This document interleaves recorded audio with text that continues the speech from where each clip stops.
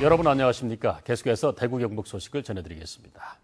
말복인 오늘 대구 경북 지역은 비가 오면서 기온도 뚝 떨어졌습니다. 어제부터 지금까지 내린 비의 양은 고령 48mm, 경산 37, 대구 29, 포항 23mm를 기록했습니다.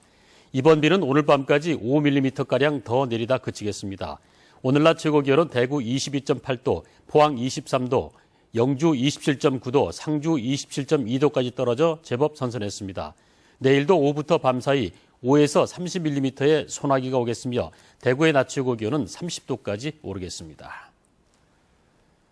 질병관리본부에 따르면 폭염이 절정에 달했던 지난 보름 동안 온열 질환으로 11명이 숨졌으며 이 가운데 7명은 60대 이상 고령자였고 5명은 혼자 작업 중 쓰러져 사망한 채로 발견돼 노년층에 각별한 주의가 요구됩니다. 질병관리본부는 폭염특보는 해제됐지만 이달 말까지 평년과 비슷한 더위가 예상된다며 노약자들의 건강관리에 세심한 주의가 필요하다고 밝혔습니다. 국립수산과학원은 포항시 호미곶 앞바다까지 적조생물이 검출됨에 따라 어젯밤 적조생물 출현주의보를 내렸습니다. 이에 따라 포항시 등 동해안 시군은 적조 예찰을 강화하고 황토를 비축하는 한편 비상경계태세에 돌입했습니다. 경북 동해안은 지난해 9월 고밀도의 적조가 지속되면서 양식장 16곳에서 어패류 31만 마리가 폐사해 14억여 원의 피해가 발생했습니다. 대구시와 새누리당 대구시당은 오늘 대구시청 대회의실에서 당정협의회를 열고 내년도 정부의 국비사업 확보 방안 전략을 논의했습니다. 대구시는 오늘 당정협의회에서 물산업 클러스터 조성과 도청 이전터 개발 등에 필요한 3조 원의 국비를 확보할 수 있도록 국회의원들에게 협조를 요청했고 의원들도 사안별로 지원할 것을 약속했습니다. 동북지방통계청에 따르면 지난달 대구의 고용률은 59.8%로 지난해 같은 달보다 1%포인트 올랐고 취업자는 124만 8천 명으로 지난해보다 2만 5천 명 늘었습니다. 그러나 지난달 경북의 고용률은 63.1%로 지난해 같은 달보다 1.2%포인트 떨어졌고 취업자는 143만 8천 명으로 지난해보다 1만 6천 명 줄었습니다. 고용노동부와 한국산업인력공단 동우직업전문학교는 오늘 동우센터 빌딩에서 2015 중장기 취업아카데미 취업박람회를 열어 미리 구직 등록을 한 300여 명을 비롯한 많은 중장년층들에게 공동주택관리와 고용서비스 분야 취업 상담을 벌였습니다. 이번 취업박람회에는 동우CM을 비롯한 주택관리 분야 회사들이 참여해 약 100명의 근로자를 채용할 계획입니다. 규정보다 많은 짐을 싣고 달리는 화물차, 도로 파손은 물론 각종 사고의 원인이 되기도 합니다. 하지만 단속의 손길은 제대로 미치지 못하고 있습니다. 왜 그럴까요? 윤영균 기자가 집중 취재했습니다.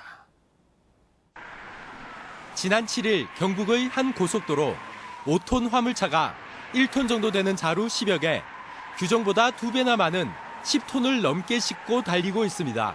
적정한 짐이 무너지는 상황으로 보여가지고 거기에 만약에 도로에 떨어지게 되면은 후속 차량이 엄청난 큰 사고가 발생하거든요.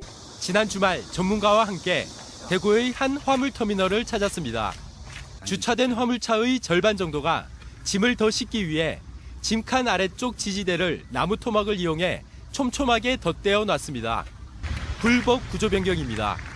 이게 세상이거든요. 갈비살이 같거든요. 이게.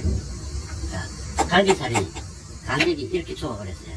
정상적인 건 여기 있어요. 정상적인 건 이렇게 떨어져 있죠. 그죠? 그렇다면 왜 과적 단속에는 적발되지 않을까? 비밀은 합법적으로 설치한 추가 바퀴와 이를 연결하는 이른바 가변축에 있습니다.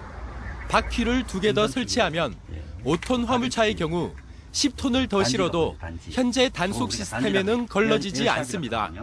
여기에다가도 짐을 더 싣기 위해 꼼수를 부리는 경우도 있습니다. 한 축에 2톤씩까지, 2톤, 3톤씩까지 눌러버리고 이걸 눌러버리면 앞에 걸려버리잖아요. 그렇죠. 1톤, 2톤씩, 3톤씩 빠져나가고 그래서 충분량을 무시하고 넘어갑니다.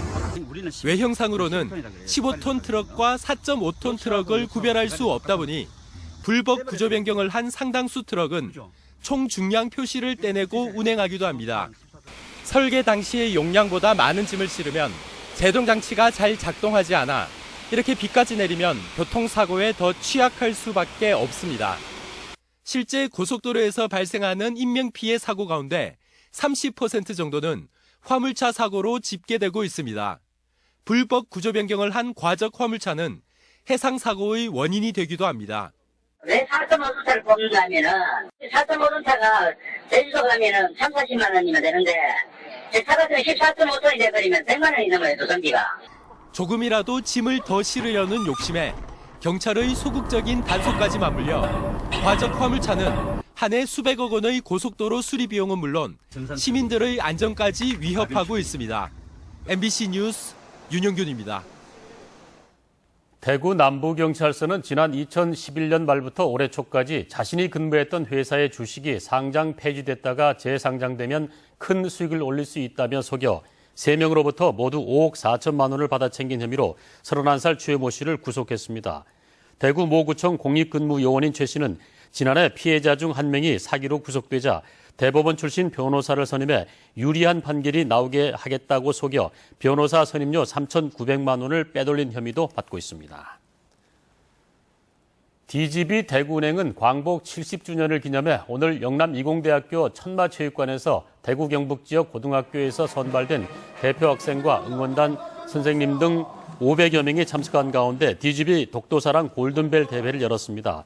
오늘 대회에서는 광복 70주년을 맞아 광복의 의미를 되새겨보는 한국사, 독도 관련 상식 등이 문제로 출제됐으며 독도는 우리 땅 합창과 독도 만세 신앙송 등 특별한 행사도 이어졌습니다. 영주 판타시온 리조트가 최근 진행된 10번째 경매에서 영주에 있는 썸머랜드란 주식회사에 92억 8천여만 원에 낙찰됐습니다. 영주시는 빠른 시일 안에 썸머랜드 측과 접촉해 공사 재개 시기 등을 협의할 예정입니다. 감정가 1,400억 원대의 판타시온 리조트는 지난해 10월 경매로 넘어가 지난달까지 9차례나 유찰됐습니다. 대구 서부경찰서는 2013년 12월부터 자신의 업체가 가진 땅이 곧 개발되거나 건축 허가가 날 것이라며 땅을 매입하면 고수익을 얻을 수 있다고 속여 63명에게 29억여 원을 가로챈 혐의로 기획부동산업자 40살 문모 씨를 구속했습니다. 경찰 조사 결과 문 씨가 매입을 권유한 포항, 제주 등지의 땅은 대부분 신축 개발 등이 제한되거나 근저당이 설정돼 있는 등 투자 대상으로 부적합한 것으로 드러났습니다. 대구 북부경찰서는 지난 2일 오후 4시 반쯤 44살 이모 씨의 차가 뒤에서 경험기를 울리자 운행 중 앞에 끼어들어 여러 차례 급정거를 하고 결국 추돌 사고까지 낸 36살 김모 씨를 입건했습니다. 경찰은 김 씨가 범행 일체를 시인하고 피해자와 합의했다면서 보복 운전으로 사고가 날 경우 3년 이상의 징역에 처할 수 있다고 밝혔습니다. 대구 경북 소식이었습니다.